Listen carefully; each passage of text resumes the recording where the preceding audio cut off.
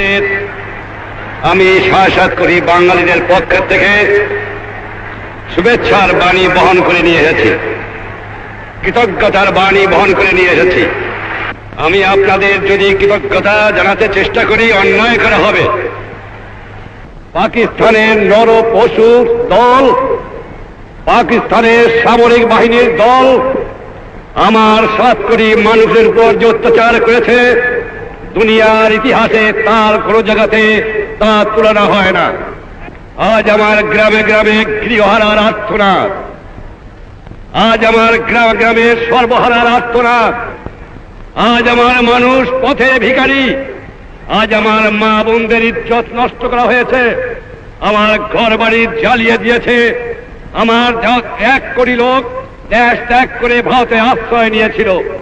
সেদিন যদি শ্রীমতী ইন্দিরা গান্ধী, আপনাদের মহান নেতা, ভারতের জনসাধারণ তাদের স্থান না দিত, তাদের খাবার না দিত, তাদের আশ্রয় না দিত, তাদের সন্ত্রাস না দিত, তাদের অবস্থা কি হতো? আমি যদি কৃতজ্ঞতা প্রকাশ করি তাহলে শ্রীমতী গান্ধী অন্যায় করা হবে। আমি আপনাকে শ্রদ্ধা জানাতে পারি, এর বেশি জানাতে পারি না। আপনাদের এই দান কোনোদিন আমরা শোধ করতে পারবো না। স্বাধীনতা পেয়েছি বড় রক্তের বিনিময়ে পেয়েছি। এত রক্ত কোন জাত, কোন দেশে কোন দিন দেয় নাই যা আমার বাংলাদেশের মানুষ দিয়েছে। আমার লোকেরা জাতি ধর্ম নির্বিশেষে বৃদ্ধ থেকে বালক পর্যন্ত সকলেই সংগ্রাম করেছে। সে সংগ্রাম কামিয়াব হতে পারতাম না যে ভারতের জনসাধারণ, ভারতের সরকার, ভারতের সামরিক বাহিনী আর শ্রীমতী গান্ধী নেতৃত্বে এগিয়ে না আসতো। আমার দেবার মতো কিছুই নাই, শুধু আমি এইটুকু দিতে পারি। নিঃস্ব আমি, রিক্ত আমি, দেবার কিছু নাই, আছে শুধু ভালোবাসা, দিলাম শুধু তাই।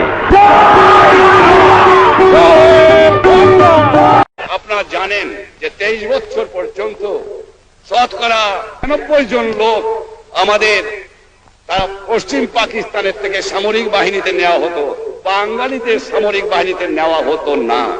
কারণ বাঙালির হাতে অস্ত্র পাইলে তারা তাদের উপায় ছিল না, তাই বাঙালিকে অস্ত্র দেওয়া নিষেধ ছিল।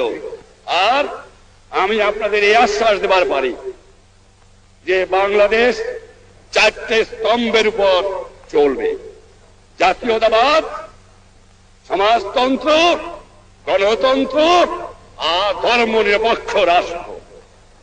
এর মধ্যে কোনো কিন্তু নাই, এর মধ্যে কেউ হাত লাগাতে পারবে না। এটা সোজাসুজি আমরা করব। আর আপনারা জানেন আমি সোজা মানুষ, সোজা কথা বলি, যা বলি যেটা বুঝি সেটা বলি এবং সেটা করি। এর মধ্যে আমি ভয় করি না কাউকে করি। আমার মানুষ বড় সোনার মানুষ, সোনার বাংলা, সত্যি সোনার বাংলা। তাই আমরা আমাদের জাতীয় সংগীত করেছি, সোনার বাংলা তোমায় বড় ভালোবাসি। তাই আমি আপনাদের সকলকে আবার আন্তরিক ধন্যবাদ জানিয়ে বিদায়ের বাসনা বলে যাই, আমাদের বন্ধুত্ব অটুট এবং অক্ষয় থাকবে। আপনারা আমার সঙ্গে স্লোগান দেন, জয় বাংলা, জয় বাংলা।